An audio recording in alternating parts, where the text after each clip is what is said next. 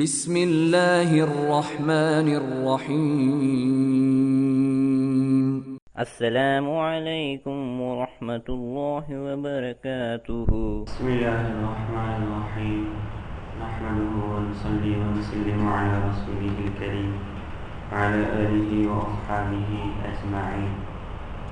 اللهم صل على سيدنا ومولانا محمد وعلى آل سيدنا ومولانا محمد وبارك وسلم وصلي عليه۔ سرکار دو عالم صلی اللہ علیہ وسلم نے ارشاد فرمایا، رأیت رجلا من امتی، مجھے خواب میں یہ دکھایا گیا کہ میرا ایک امتی ہے، یتلہف عطشا، پیاس کی شدت سے نڈال ہے، بری حالت ہے اور محشر کا میدان ہے، اور ہر طرف جب بھی وہ کسی پانی پینے کی جگہ پر پہنچتا ہے، کسی نبی کے حوض پر پہنچتا ہے تو اسے وہاں سے واپس کر دیا جاتا ہے، پانی نہیں پینے دیا جاتا اس کو۔ آپ نے ارشاد فرمایا فجاءہ صیام شہر رمضان، لیکن رمضان کا روزہ اس کے سامنے آ گیا اور رمضان کے روزے نے اسے سیراب بھی کروا دیا اور اس کو پانی بھی پلا دیا۔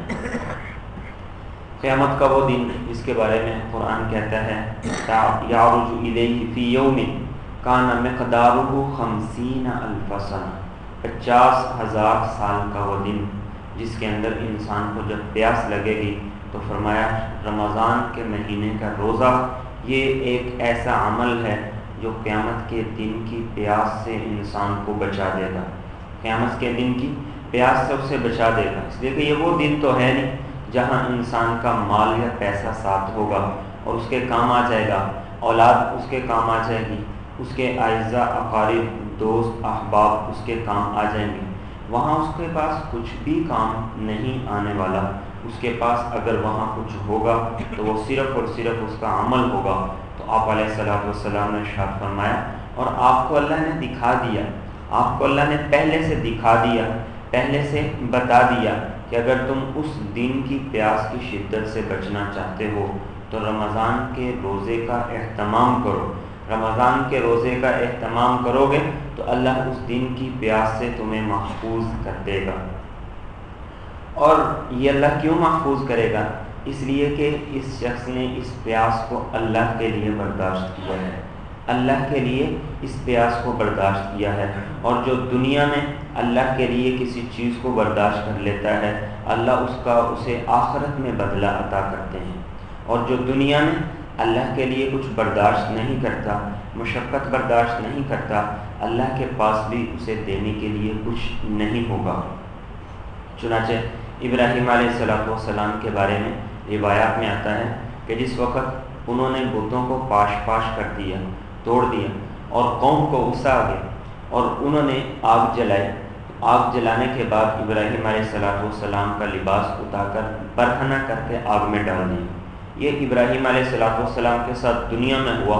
آپ علیہ السلام نے ارشاد فرمایا قیامت کے دن سب سے پہلے میری قبر پھٹے گی اور جب میں اٹھوں گا تو میں دیکھوں گا کہ ابراہیم علیہ السلام کو سب سے پہلے لباس پہنایا جائے گا۔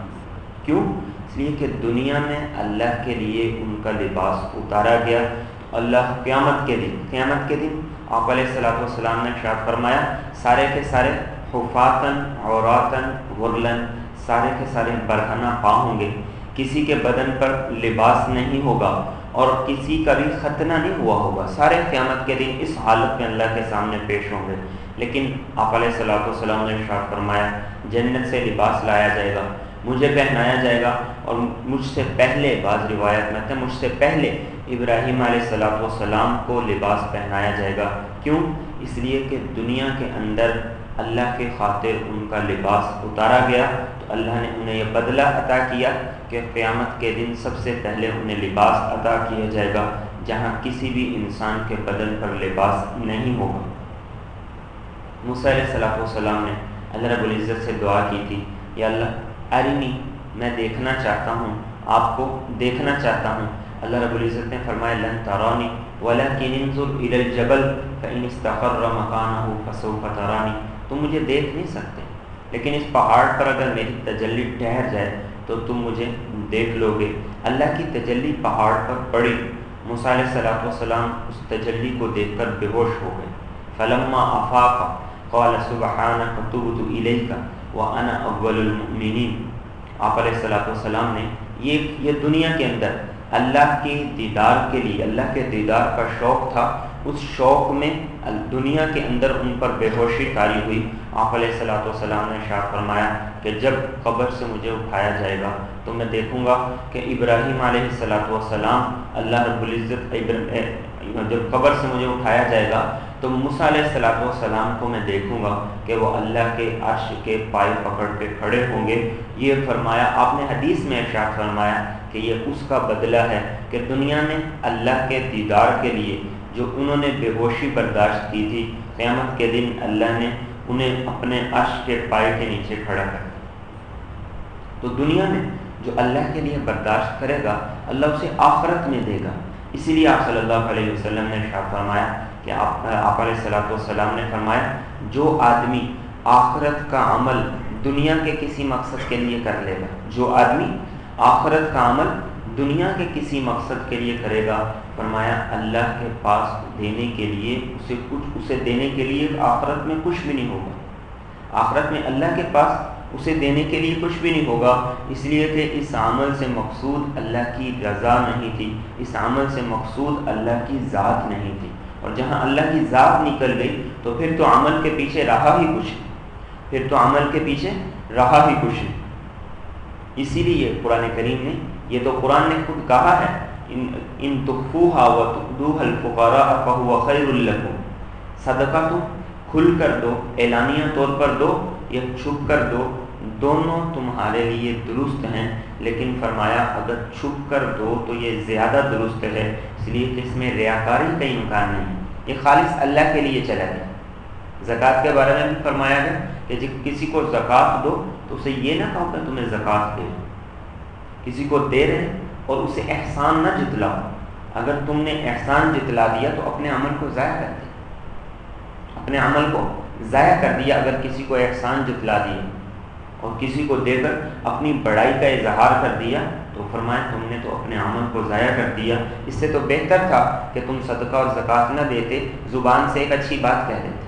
قول معروف ومغفرۃ خیر من صدقۃ یتبعها اذی. جس صدقے کے بعد، جس ہدیے کے بعد، جس دینے کے بعد انسان اپنی بڑائی محسوس کرے اور دوسرے کو حقیر سمجھے، فرمایا اس صدقے سے بہتر تھا کہ تم نہ دیتے، زبان سے اچھی بات کر لیتے.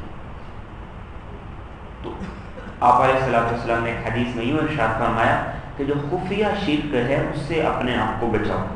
صحابہ نے عرض کیا رسول اللہ صلی اللہ علیہ وسلم یہ خفیہ شرک کیا چیز ہے؟ شرک جو اعلانیہ شرک ہے وہ تو ہمارے سامنے ہے، یہ خفیہ شرک کیا ہے؟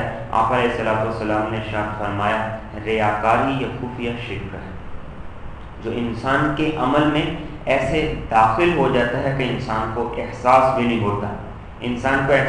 ہوتا، اور انسان کا عمل سارے کا ضائع ہو چکا ہوتا ہے، سارے کا سارا انسان کا عمل ضائع ہو چکا ہوتا ہے. اسی لیے ارشاد فرمایا کہ جو دنیا میں روزہ رکھے گا، یہ پیاس برداشت کرے گا، تکلیف برداشت کرے گا، کھانے کی بھوک برداشت کرے گا، اللہ قیامت کے دن اسے پیاس کی شدت سے بچائے گا. کیوں؟ اس لیے کہ اس نے دنیا میں یہ پیاس اللہ کے لیے برداشت کی تھی. اور روزہ ہی ایک واحد عبادت ہے جس میں ریاکاری کا شائبہ ہی نہیں. اسی لیے حدیث قدسی میں اللہ نے اس کے بارے میں خاص روزے کے بارے میں یہ فرمایا، نہ نماز کے بارے میں فرمایا، نہ زکوٰۃ کے بارے میں فرمایا، نہ حج کے بارے میں فرمایا، اور نہ ہی کسی اور عمل کے بارے میں فرمایا. الصوم لی وانا اجزی بہ. روزہ خاص میرے لیے ہے اور میں ہی اس کی جزا دوں گا. میں ہی، ایک تو اللہ کے لیے ہے، ریاکاری کا شائبہ نہیں ہے، اور دوسرا یہ کہ میں ہی اس روزے کی جزا دوں گا. ہر عمل کا ثواب فرشتے لکھتے ہیں، ہر عمل کا ثواب فرشتے لکھتے ہیں، لیکن فرمایا روزے کا ثواب بھی فرشتے نہیں لکھتے. روزے کا ثواب اللہ رب العزت دیں گے، اس لیے کہ روزے کے اندر صبر آتا ہے، اور صبر کے بارے میں قرآن نے کہا انما یوفی الصابرون اجرہم بغیر حساب. جو صبر کرے گا اللہ اسے بغیر حساب کتاب کے رزق عطا کرے گا. اور ایک اور حدیث میں آپ علیہ السلام نے بادشاہ فرمائے آپ نے ارشاد فرمایا انسان کی ایک نیکی 10 تو لکھی جاتی ہیں، من جاء بالحسنۃ